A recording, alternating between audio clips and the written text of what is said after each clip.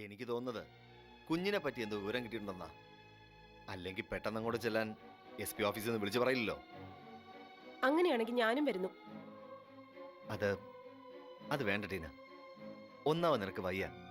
പിന്നെ അവിടെ ചെല്ലുമ്പോ നല്ല വാർത്ത അല്ലെങ്കിൽ അത് നിന്റെ ആരോഗ്യത്തെ ചിലപ്പോൾ ബാധിച്ചെന്നിരിക്കും. എന്തുണ്ടായാലും അതൊക്കെ താങ്ങാനുള്ള മനക്കെട്ട് എനിക്കുണ്ട്. അഥവാ മോനിപ്പോ SP ഓഫീസിൽ എത്തിപ്പെട്ടിട്ടുണ്ടെന്ന് വെക്ക്. സെലീന ബോബനെ വിളിച്ചു വരുത്തിയിട്ടുണ്ടെങ്കിൽ എന്റെ മോനെ സെലീന പിന്നെയും ബോബന്റെ കൈ തന്നെ കൊടുത്തുവിടും. പിന്നെ അവനെ തിരിച്ചു കിട്ടാൻ പാടാ. ഞാനും കൂടി വന്നാ മോനെ ഇങ്ങ് കൊണ്ടുവരാൻ എനിക്കറിയാം, ആരൊക്കെ എതിർത്താലും. ഏയ്, മോൻ അവിടെ എത്തിയിട്ടുണ്ടെങ്കിൽ വിളിച്ച പോലീസുകാരൻ പറയത്തില്ലേ? നീ ഇപ്പൊ വരാതിരിക്കാൻ നല്ലത്.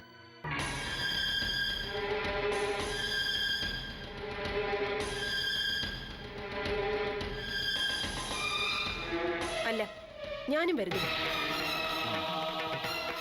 കുഞ്ഞിട്ടിരുന്ന ഉടുപ്പിന്റെ നിറം ഓർമ്മയുണ്ടോ? ചുവപ്പാ സാറേ. റെഡ് കളർ ഉടുപ്പ് തന്നെയാ മോനെന്ന് ഇട്ടിരുന്നേ. പക്ഷേ നിങ്ങളുടെ വീടിന്റെ പരിസരത്ത് പോലും ചിന്നു വരാൻ സാധ്യതയില്ല. ആരെങ്കിലും സെറ്റിൽമെന്റിന്റെ ചുറ്റുവട്ടത്ത് കുഞ്ഞിനെ ഉപേക്ഷിച്ചു പോയത് അവനെ വഴിയുള്ളൂ. പക്ഷേ ചിന്നു ഒരു ഉത്തരവാദപ്പെട്ട സ്ഥാനത്തിരുന്നവളല്ലേ സാർ? ഒരു കുഞ്ഞിനെ കളഞ്ഞു കിട്ടിയ? അതെ, പോലീസിൽ അറിയിക്കണം. എവിടെയോ എന്തോ ഒരു പോരായ്മയുണ്ട്. എന്റെ മോനെ കിട്ടിയോ? പറ, എന്റെ മോനെ കിട്ടിയോ? Cool down. അങ്ങനെ ആരെങ്കിലും ഇവിടുന്ന് വിളിച്ചു പറഞ്ഞോ? അങ്ങനെയല്ല, കേസിന്റെ കാര്യത്തിന് പെട്ടെന്ന് ഇങ്ങോട്ട് വരണമെന്നേ പറഞ്ഞുള്ളൂ. അതെ, ചൂര്യൻ ചിന്നു താമസിക്കുന്ന സെറ്റിൽമെന്റിലുള്ള ആളാ. ഇയാൾ ചിന്നുവിന്റെ കയ്യിൽ ഒരു കുഞ്ഞിനെ കണ്ടതായി പറയുന്നു. അതാ നിങ്ങളെ രണ്ടുപേരെയും വിളിപ്പിച്ചത്. ലക്ഷണങ്ങൾ കേട്ടിട്ട് ബോബൻ പറയുന്നു അത് തന്നെയാ കുഞ്ഞെന്ന്. എനിക്ക് എന്റെ മോനെ ഇപ്പൊ തന്നെ വേണം. എന്റെ മോനെ കാണാനില്ലെന്ന് ഞാനാ പരാതി തന്നെ. മോനെ തിരിച്ചു കിട്ടിയാൽ എന്റെ കയ്യിൽ വേണം തിരിച്ചേൽപ്പിക്കാൻ. യു ഗോ ടു ഹെൽ മാൻ. എന്റെ മോനെ എനിക്ക് തന്നെ വേണം. ഏയ്, സ്റ്റോപ്പ് ഇറ്റ്. നിങ്ങളുടെ അവകാശ തർക്കമൊക്കെ ഈ ഓഫീസിന് പുറത്ത്. ആദ്യം കുഞ്ഞിവിടെ എത്തട്ടെ. അല്ല സാർ, ചൂര്യൻ ഈ ഒരു കാര്യം ഇവിടെ വന്ന് പറഞ്ഞതിന്റെ മോട്ടിവേഷൻ എന്താ? ഇതിന്റെയൊക്കെ പിന്നിൽ ഇയാൾക്ക് എന്തെങ്കിലും ലാഭം ഉണ്ടായിരിക്കില്ലേ? അയ്യോ, എനിക്കൊരു ലാഭമില്ലേ? ഒരു വെളുത്ത കൊച്ചിനെ ഈ ഊരിൽ കണ്ടപ്പോ ഇവിടെ വന്ന് വിവരം പറഞ്ഞതേ ഉള്ളൂ. ആ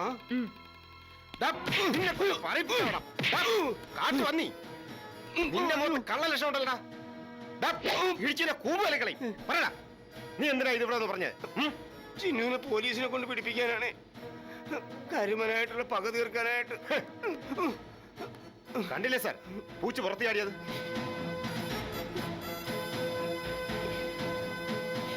എന്തായാലും അതുകൊണ്ടൊരു മറ നീങ്ങി കിട്ടി. നിങ്ങൾ ഇങ്ങനെ സംസാരിച്ച സമയം കളയാതെ പെട്ടെന്ന് എന്റെ മോനെ കൊണ്ടുതാ. അതിന് കുഞ്ഞിപ്പോ ചിന്നുവിന്റെ കയ്യിലോ സെറ്റിൽമെന്റിലോ ഇല്ലെന്ന് അയാൾ പറയുന്നേ. നാളെ മിസ്റ്റർ പ്രസാദോ SIയോ ചെന്ന് അന്വേഷിച്ചാലേ കുഞ്ഞെവിടെയുണ്ടെന്ന് അറിയാൻ പറ്റൂ. നാളെയോ? Why don't you start just now? Mrs Tina എന്തറിഞ്ഞിട്ടായി പറയുന്നേ? ഇപ്പൊ പുറപ്പെട്ടാൽ രാത്രി ആവും സെറ്റിൽമെന്റിലെത്താൻ. നാളെ പറ്റത്തുള്ളൂ. ചിന്നുവിനെ രക്ഷപ്പെടുത്താനാ ഇങ്ങനെ സാവകാശം എടുക്കുന്നെങ്കിൽ ഇവിടെ പലത് സംഭവിക്കും. നിങ്ങൾ തമ്മിലുള്ള രക്തബന്ധവും ഹൃദയബന്ധവും ഒക്കെ എനിക്ക് നന്നായിട്ട് അറിയാം. നാളെ ചിന്നുവിനെ അറസ്റ്റ് ചെയ്ത് കേസ് കോടതിയിൽ എത്തിച്ചില്ലെങ്കിൽ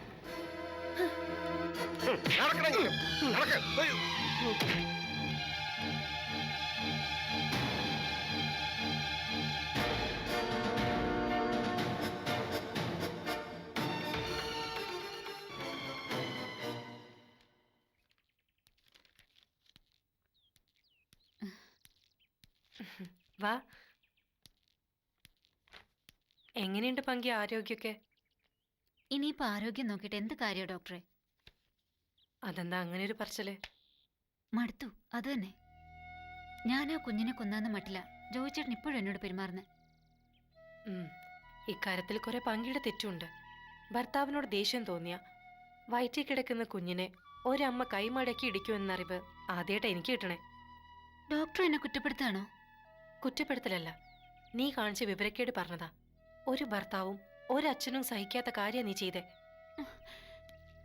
സത്യമായിട്ട് ഞാൻ ആഞ്ഞിടിച്ചിട്ടൊന്നും ഇല്ല ഡോക്ടറെ. ജോയിച്ചേട്ടനെ പേടിപ്പിക്കാൻ വേണ്ടി ചുമ്മാ അങ്ങനെ.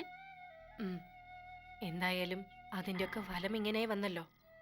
ഈ നല്ല മുഖം കാട്ടി ജോയെ സന്തോഷിപ്പിച്ചെടുക്കാൻ നോക്ക്. അല്ലാതെ ഇതിന്റെ പേരും പറഞ്ഞ് ഇനിയും വഴക്ക് കൂടാൻ നിന്നാ നിന്റെ ജീവിതം നരകാവുക. ഓ, ഇതിൽ കൂടുതൽ എന്ത് നരകാവാനാ ഡോക്ടറെ? സോഫി എന്ന് വിളിക്കൂ. അവളെ കാണാനാ സത്യത്തിൽ ഞാൻ വന്നേ. സോഫി ഇവിടെ ഇല്ലല്ലോ, കോട്ടയം വരെ പോയിരിക്കുക. കോട്ടയത്തോ? അയ്യോ, എന്തേലും സൂക്കേട് പിടിച്ചോ? സൂക്കേട് പിടിച്ച എല്ലാരും കോട്ടയത്തേക്കാണ് പോന്നേ. അവളൊരു പുസ്തകം അച്ചടിക്കേണ്ട കാര്യത്തിന് പോയതാ. ചിലപ്പോ നാളെ വരൂ. എന്താ ഇത്ര അത്യാവശ്യം സോഫിയെ കണ്ടിട്ട്? അത് ഐ അങ്ങനെ അത്യാവശ്യമൊന്നുമില്ല. നിന്റെ മുഖത്ത് എന്തോ പ്രശ്നമുണ്ടല്ലോ. നിന്റെ ശത്രുവല്ലേ സോഫി? ആ ജന്മശത്രു. പിന്നെന്തിനാ സോഫിയെ കാണണേ? കാര്യം പറ ഭംഗി. എന്തോ പ്രശ്നമുണ്ടല്ലോ നിനക്ക്? അത് പിന്നെ ജോയിച്ചേട്ടൻ നിർബന്ധിച്ചിട്ടാ ഞാൻ വന്നേ. എന്നുവെച്ചാ സോഫിയെ വന്ന് കാണാൻ ജോയ് നിന്നെ നിർബന്ധിച്ചെന്നോ? അതെ, എന്തിന്? ഞാൻ സോഫിയോട് മാപ്പ് പറഞ്ഞ് സോഫി അങ്ങോട്ട് എന്നെ കൂട്ടിക്കൊണ്ട് ചെല്ലണമെന്ന്. ഓ, അത് കേട്ട ഉടനെ മാറാപ്പും തൂക്കി നീ ഇങ്ങോട്ട് പോന്നു അല്ലേ? അങ്ങനെയല്ല ഡോക്ടറെ. ബാഗിൽ മുണ്ടും കുപ്പായൊക്കെ എടുത്തു വെച്ച് എന്നെ ഉപേക്ഷിച്ച് പോകാൻ തുടങ്ങിയപ്പോഴാ ഞാൻ ഇങ്ങനൊരു കാര്യം. എന്നിട്ട് പണ്ടത്തെ പോലെ നിങ്ങൾ 3 പേരും ഒരേ വീട്ടിൽ കഴിയാൻ അല്ലേ? അങ്ങനെ ജോയിച്ചേട്ടൻ പറഞ്ഞത്. നിന്റെ തലയ്ക്കകത്ത് എന്താ ചെളിക്കട്ടയാ? ഞാൻ പിന്നെ എന്താ ഡോക്ടർ വേണ്ടത്? എന്നെ ഇട്ടെറിഞ്ഞു പോയാൽ ചാവാനല്ലേ എനിക്ക് പറ്റൂ. ഇതിലും ഭേദം അതല്ലേ? ദേ, ഒരു കാര്യം ഞാൻ പറയാം. സോഫി ഇനി എങ്ങോട്ടും വരുന്നില്ല. അവൾക്കിവിടെ നല്ല സന്തോഷാ.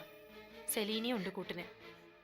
ആ സന്തോഷത്തിലേക്ക് വിഷം കലക്കാൻ വേണ്ടി ആരെയും ഇങ്ങോട്ട് അയക്കേണ്ടെന്ന് ഞാൻ പറഞ്ഞതായി ജോയ്ക്കുട്ടിയോട് ചെന്ന് പറ. എന്നെ കൊന്നുകളയും പാർവതി ഡോക്ടർ. ശരി, നീ ചാവണ്ട. ഞാൻ തന്നെ അങ്ങോട്ട് വരാം. ജോയ്ക്കുട്ടിയുടെ മുഖത്ത് നോക്കി 4 ചോദ്യം ചോദിച്ചാലേ എനിക്കിനി സമാധാനം കിട്ടും. കൊലയ്ക്ക് കൊടുക്കാൻ നോക്കിയിട്ട് പിന്നെ വിളിച്ചുകൊണ്ട് പോകാൻ വന്നേക്കുന്നു.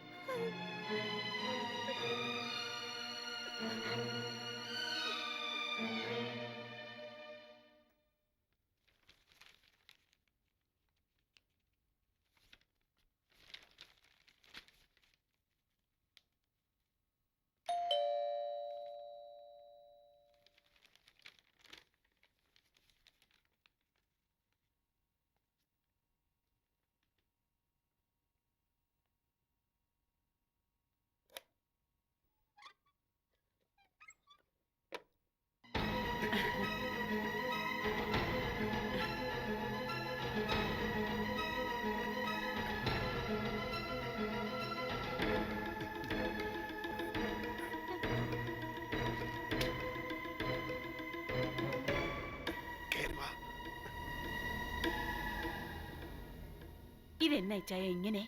നീ അതൊന്നും കാര്യമാക്കണ്ട. വാ, നിന്റെ അമ്മായി അമ്മയാ, കാട്ടുപോത്തിന്റെ ചേച്ചിയാ. ഇനി നീ വേണം മൂക്ക് കയറിട്ട് പിടിക്കാൻ.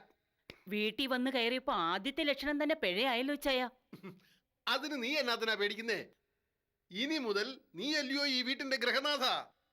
ഭരണം ഞാൻ അങ്ങോട്ട് ഏൽപ്പിച്ചു തരുമല്ലയോ? ഓ, ഇച്ചായനെ പോലെ സ്നേഹമുള്ളൊരു ഭർത്താവിനെ കിട്ടാനാ ഞാൻ ബാംഗ്ലൂരിൽ പോയി തപസ് ചെയ്തേ. നല്ല വീട്. ഇത് ഇച്ചായന്റെ പേരിലാണോ? അത് താമസിയാതെ എന്റെ പേരിലാവും. വീടും റബ്ബർ എസ്റ്റേറ്റും എനിക്ക്, കമ്പനിയും ചായത്തോട്ടവും ബോബൻ. അങ്ങനെ വീതം വെപ്പ്. അനിയനെ അപ്പച്ചനെ ഒന്നും കണ്ടില്ലല്ലോ. എന്നാ അവരും അമ്മച്ചിയെ കൂട്ട് ഉടക്കാണോ? ഏയ്, പറഞ്ഞു നാക്കെടുത്തില്ല. ദാണ്ട വരുന്നു അനിയൻ. അനിയ, വാ. ആ ഷെർലി, ഇതാണ് എന്റെ അനിയൻ ബോബൻ. എന്നതാടാ ഇത്? ചേട്ടത്തിയമ്മ വരുമ്പോ വാതുക്ക വന്ന് നിക്കണ്ടായോ? കേട്ടോ ഷെർലി, ഇവ 3 കെട്ടി 3 ഇട്ടേച്ച് പോയി. അതിന്റെ ഒരു ചമ്മൽ എപ്പോഴും മുഖത്ത് കാണും. അല്ലയോടാ അനിയ? നില്ലേ, എവിടാടാ നീ ഞങ്ങൾക്ക് വേണ്ടി മണിയറ ഒരുക്കിയിരിക്കുന്നേ? ഏതാ മുറി? അത് മോളില. ഓ, അവിടാന്നോ? ഷെർലി, പ്രായം കൊണ്ട് ഇവൻ നിന്നേക്കാൾ മൂത്തതാണെങ്കിലും നിന്നെ ചേട്ടത്തിയമ്മേന്നേ വിളിക്കത്തുള്ളൂ കേട്ടോ. നല്ല ചൊല്ലുവിളിയായിട്ട് വളർത്തിയതാ യവനെ. നീ ഈ ബോബനെ നിനക്ക് ഇഷ്ടമുള്ളത് എന്നാന്ന് വെച്ചാ വിളിച്ചോ. എടാ പോടാന്നൊക്കെ വിളിക്കണതാ യവൻ ഇഷ്ടം. അല്ലയോടാ അനിയാ? ആ, നീ വാ. ബെഡ്റൂമിൽ വല്ല കുറവും തോന്നിയാ നീ പറഞ്ഞോണം. വാ വാ.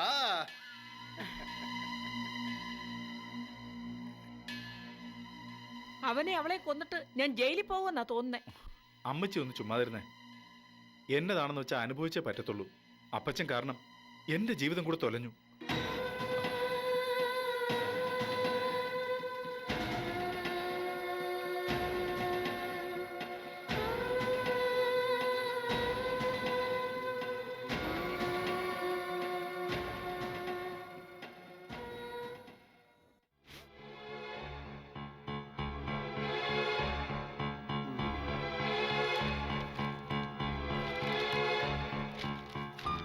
ഇച്ചായ ദേ ഇച്ചായൻ ഇന്ന് തന്നെ ഈ മുടിയൊക്കെ ഒന്ന് ഡൈ ചെയ്യണം. അയ്യേ, നാണമില്ല ഇങ്ങനെ കിളവനെ പോലെ നടക്കാൻ. അതിനിപ്പോ എന്റെ ഒരു പ്രായമൊക്കെ ഞാൻ കുറച്ചു തരാം. ഇനി മുതൽ ഞാൻ പറയുന്ന അങ്ങ് കേട്ടേച്ചാ മതി. ശോ, ഫോണിലൂടെ ടീന ഇച്ചായനെ പറ്റി ഇങ്ങനെ ഒന്നും അല്ല പറഞ്ഞ്. പ്രായം ഉണ്ടെങ്കിലും ഭയങ്കര സ്മാർട്ടാണെന്നാ. കണ്ടപ്പോഴല്ലേ തായ്ക്കിളവനാണെന്ന് മനസ്സിലായേ. അങ്ങനെ തന്നെ കൊച്ചാക്കൊന്നും വേണ്ട. കാണാൻ ആരുമില്ലാത്തതുകൊണ്ടല്ലയോ മുടി കറുപ്പിക്കാത്തെ. ഇനി ഞാൻ ഷെർലി പറയും പോലെ തന്നെ നിന്നോളാം. നിക്കണം. അനിയനേക്കാൾ ചേട്ടൻ ഒട്ടും മോശമല്ലെന്ന് എനിക്ക് കാട്ടിക്കൊടുക്കണം. അതിപ്പോ കാട്ടാനൊന്നുമില്ല. നിന്നെ പോലൊരു മാലാഖി അവന് ജമ്മത്ത് കിട്ടുവോ? അപ്പൊ ആരാം എടുക്കാൻ? ഞാൻ തന്നെയല്ലയോ? പിന്നെ ഇച്ചായ, എവിടൊക്കെയാ സ്വത്തുക്കളുള്ളേ, എന്തൊക്കെയാ, എവിടുന്നൊക്കെയാ വരുമാനം, ഇങ്ങനെയുള്ള എല്ലാ കാര്യങ്ങളും എനിക്കറിയണം. അല്ല, അതിനിപ്പോ എന്നാ വിഷമം? പക്ഷേ ഇപ്പൊ വേണ്ട. നീ ഇങ്ങോട്ട് വന്നു കയറിയതല്ലേ ഉള്ളൂ. ഇനിയും ദിവസങ്ങൾ എത്ര മുന്നിൽ നീണ്ടു നിവർന്ന് കിടക്കുവാ. എന്നാലും അധികം വൈകിക്കണ്ട ഇച്ചായ. ആ, എല്ലാറ്റിനും എന്റെ വക ഒരു പിടി പിടിക്കുന്നതാ നല്ലത്. എന്താ, ശരിയല്ലേ? അതെ അതെ, പിടിച്ചു പിടിച്ച് പെരുവഴിയിലോട്ട് തള്ളിയാ മുന്നിൽ നടന്നോണം. ആ, ഇച്ചായ വല്ലതും പറഞ്ഞോ? ആ, കേട്ടോ ഇച്ചായ, ഒരു കാര്യം തുറന്നു പറഞ്ഞാ ഇച്ചായന് മനോവിഷമം തോന്നണ്ട. എന്തോ ആരോടും തുറന്നു പറയുന്ന സ്വഭാവം എന്റേത്. ഇച്ചായന്റെ അമ്മച്ചിയും അനിയനെയും ഒരു തരിമ്പ് പോലും എനിക്ക് മനസ്സിൽ പിടിച്ചിട്ടില്ല. ഇനിയിപ്പോ ബാക്കി അപ്പച്ചനാ. ലേശം വട്ടുണ്ടെന്നല്ലേ പറഞ്ഞേ? ആ, അതും കൂടിയായാൽ ഈ വീട്ടിലെ പൊറുതി എന്താവോ എന്തോ. ഞാൻ പറഞ്ഞില്ലയോ ഇനി ഈ വീട് ഭരിക്കേണ്ടത് നീയാണെന്ന്. അപ്പൊ അമ്മച്ചിയെയും അനിയനെയും ഒക്കെ ചൊൽപ്പടിക്ക് നിർത്തേണ്ടത് നിന്റെ കടമയല്ലയോ? അതിനൊന്നും ഈ ഷെർലിക്ക് ഒരു പ്രയാസവും ഇല്ല. വരച്ച വരെ നിർത്താൻ എനിക്കറിയാം. ആ, എവിടെയാ അടുക്കള? ഞാനൊന്ന് സന്ദർശിച്ചിട്ട് വരാം. അമ്മായിയമ്മയ്ക്കിട്ട് ഇപ്പൊ തന്നെ ഒരു കൊട്ടു കൊടുത്തില്ലെങ്കിലേ പിന്നെ എന്റെ തലയെ കയറാൻ നിൽക്കും. അത് വേണ്ട. അതിനു മുമ്പ് ഞാൻ ചെന്ന് തള്ളയുടെ തലയെ കയറി ഇരിക്കട്ടെ. എനിക്ക് തന്ന സ്വീകരണം ഞാൻ മറന്നിട്ടില്ല. കർത്താവേ, ഓവറാക്കി ചളവാക്കുവോ?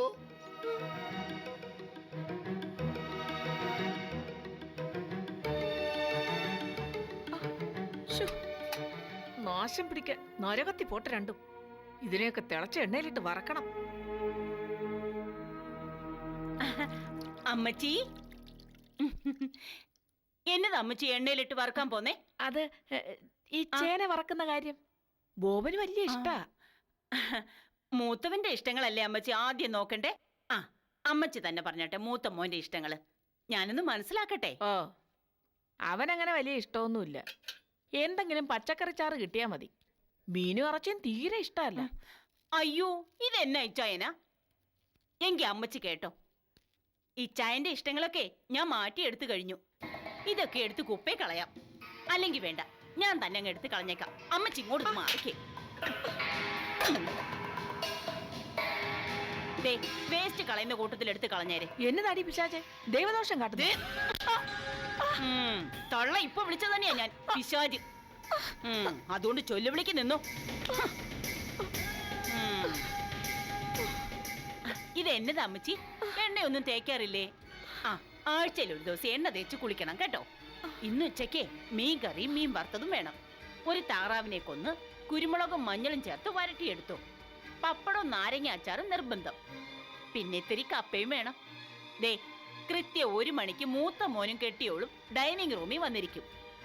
അപ്പൊ ഈ പറഞ്ഞതെല്ലാം റെഡി ആയിരിക്കണം. മനസ്സിലായോ അമ്മച്ചി? മനസ്സിലായോ തളയ്ക്ക്? മനസ്സിലായി. ആ, എന്നാ വേഗം നോക്കമ്മച്ചി. ഇനി അത്രയ്ക്കേ നേരമുള്ളൂ. അപ്പോഴേക്ക് ഞാനൊന്ന് മയങ്ങട്ടെ.